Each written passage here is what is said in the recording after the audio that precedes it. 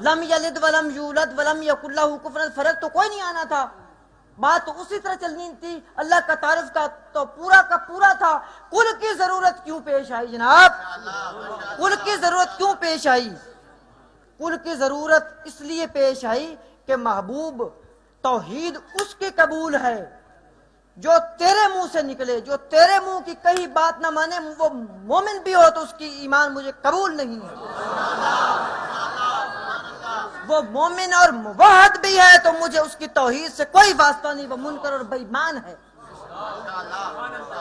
تمام علماء اور فضلاء زور لگا کے دیکھ لیں، پوری آیت کو پورا رکھیں، اس کل کا لفظ ہٹا نہیں سکتے، کل کا لفظ درمیان سے خارج کریں گے کافر ہو جائیں گے۔ قل هو اللہ احد کے ساتھ یہ رب کا تعارف تھا، اس کے ساتھ محبوب کے تعارف کا کیا تعلق ہے؟ ٹھیک ہے نا جناب؟ لقد جاءکم رسول من انفسکم عزیز علیہ ما عنتم حریص علیکم بالمؤمنین رؤوف الرحیم۔ جنہوں نے پچھلی تقریر سنی تھی ان کو میں یہ سنانا چاہتا ہوں کہ وہ پچھلے باب میں یہ بھی اضافہ کر لیں، اس آیت میں بھی سارے صیغے مبالغے کے ہیں، سارے صیغے مبالغے کے ہیں جناب۔ اب رسول اللہ کے تعارف کی بات آ گئی، رسول اللہ کے تعارف کی بات، اس پہ کل نہیں لگا ہوا، اس پہ کل نہیں لگا ہوا۔ اللہ نے کہا تھا محبوب میرا تعارف تو نے کرایا، تیرا تعارف میں کراتا ہوں۔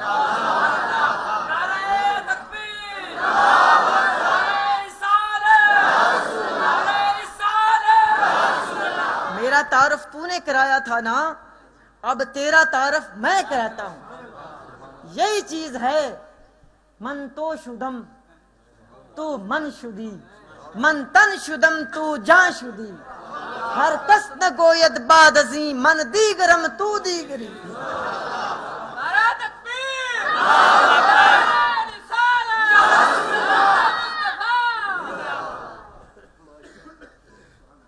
قل هو اللہ احد، محبوب توحید، یعنی اللہ فرماتا ہے میری توحید، میری صفت و ثنا، میرا تعارف بھی مجھے وہ پسند ہے جو تو کرائے، جو تیرا کہا نہ مانے، مجھے اس کی توحید کی ضرورت نہیں ہے، وہ اپنی توحید اپنے پاس رکھے۔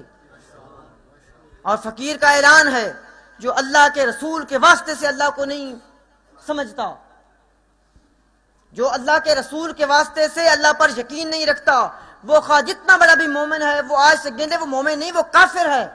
مولانا کوئی فتویٰ تو نہیں اس پہ جو کہتا ہے کہ میں رسول اللہ کے واسطے کے بغیر اللہ کو مانتا ہوں اور توحید پرست ہوں، وہ توحید پرست نہیں ہے، وہ مشرک ہے۔ مجھے بڑے بھرے مجمع میں جب یونیورسٹی پنجاب یونیورسٹی میں پڑھتا تھا، ہمارے اساتذہ کا مجمع تھا، سارے نہیں تھے، 5-4 لوگ تھے، اور لڑکے اپنی اپنی دلیلیں دے رہے تھے۔ ایک نے کہا، ہمارے ہی استاد تھے، ویسے تو وہ اور ٹبروں کے بھی بڑے استاد ہیں، ہمارے جو مسلک کے استاد ہیں وہ بیٹھے تھے، ہماری نجی محفل تھی۔ ایک شخص نے اٹھ کے کہا، میرے کلاس فیلو نے، کہ حضور ڈاکٹر صاحب، میرے استاد سے کہنے لگا کہ ایک شخص یہ کہتا ہے کہ میں ایسا شخص ہوں، میں ایسا توحید پرست ہوں کہ میں مکہ کئی بار گیا ہوں، میں مکہ المکرمہ میں رہا ہوں، میں آج تک مدینے نہیں گیا۔ میری غیرت جواب دے گئی۔ اس نے پوچھا، ڈاکٹر صاحب آپ کا اس کے بارے میں کیا خیال ہے؟ ڈاکٹر صاحب ابھی بولے نہیں تھے، تھا تو یہ بے ادبی کہ اساتذہ کے سامنے ایک اسٹوڈنٹ بولے، لیکن میری غیرت جواب دے گئی۔ میں اٹھ کے کھڑا ہوا، میں نے کہا وہ آج سے لکھ لے کہ وہ مومن نہیں، وہ لعنتی ہے۔ جو مردود یہ کہتا ہے کہ میں کعبے جا کے بھی مدینے نہیں گیا، وہ لعنتی نہیں تو اور کیا ہے جناب۔ اللہ فرماتا ہے توحید بھی مجھے وہ قبول ہے، مجھے تعارف بھی اپنا وہ پسند ہے، میں واحد ہوں تو وہ بھی اس لیے ہوں کہ تو کہہ رہا ہے، وہ بھی تو کہہ رہا ہے۔ اگلی بات سنیے جناب، آپ کہیں گے اس کا میلاد کے ساتھ کیا تعلق ہے؟ میلاد کا معنی نکالتے ہیں۔ اور ایک بات میری رہ گئی تھی کہ اللہ کا مظہر جو ہے وہ محمد مصطفیٰ ہے۔ مظہر کیا ہوتا ہے؟ آپ کو مظہر کہاں ہے؟ جہاں اظہار ہو، جس جگہ پہ اظہار ہو جائے کسی بات کا، اس جگہ کو مظہر کہتے ہیں۔ تو اللہ کا مظہر رسول اللہ ہیں، اللہ کا سب سے پہلا جلال اور جمال محمد مصطفیٰ صلی اللہ علیہ وسلم کی آنکھوں نے دیکھا ہے۔ موسیٰ ز ہوش رفتہ بیک جلوائے صفات، موسیٰ ز ہوش، شعر سن لیجئے، مزہ لے لیجئے، ترجمہ بعد میں سناؤں گا۔ موسیٰ ز ہوش رفتہ بیک جلوائے صفات، تو عین ذات میں نگری در تبسم۔ موسیٰ وہ تھے جنہوں نے صفات کا ایک جلوہ دیکھا اور اپنے ہوش و حواس کھو دیے، بے ہوش ہو گئے، اور تو محبوب وہ ذات ہے جس نے عین ذات کو دیکھا اور دیکھ دیکھ دیکھ کر مسکراتے ہی رہے۔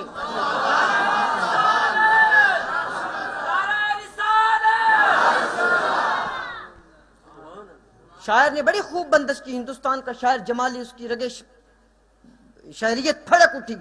موسیٰ ز ہوش رفتہ بیک جلوائے صفات، اس شعر میں صفات اور ذات کا لفظ بڑا قابل غور ہے۔ موسیٰ نے ذات نہیں دیکھی تھی، صرف صفات دیکھی تھی، اور صفات میں بھی سی ایک پرتوے، ایک جلوہ، اور وہ بھی طور پر، سیدھا سامہ نہیں، پنجابی میں ڈائریکٹ نہیں، انڈائریکٹ۔ اللہ تعالیٰ کی صرف صفات کا جلوہ پڑا، ذات کا نہیں، صرف صفات کا جلوہ، اور وہ بھی ایک، اور موسیٰ پہ نہیں، طور پہ، اور موسیٰ نے اپنے ہوش و حواس کھو دیے۔ قرآن کہتا ہے فخر رسائے کا موسیٰ، ہاں جی، فخر رسائے کا موسیٰ، اور جمالی کہتا ہے تو عین ذات میں نگری در تبسم، اور تو وہ ہے جو عین ذات کو دیکھتا ہی رہا ہے، در تبسم، اور مسکراتا ہی رہا ہے۔ واہ واہ واہ واہ، کیا بات ہے، کیا بات ہے جناب، مزہ آ گیا بات کا۔ آپ اپنے ذوق کو دوبارہ پڑھنے کے لیے صلاۃ و سلام پڑھیں۔ یہ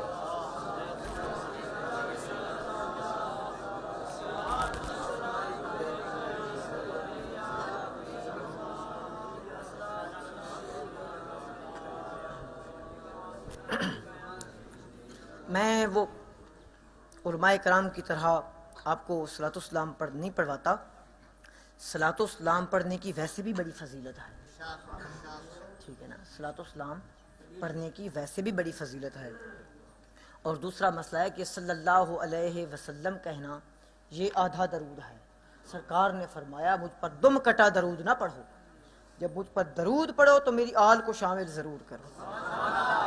پورا درود ہے صلی اللہ علیہ وآلہ وسلم، ٹھیک ہے جناب۔ بات یاد آ گئی کہ حضور نبی کریم صلی اللہ علیہ وسلم اللہ تعالیٰ کی ذات کا مظہر ہیں۔ کوئی مولوی اعتراض کر سکتا ہے کہ یہ کیسے ہو گیا؟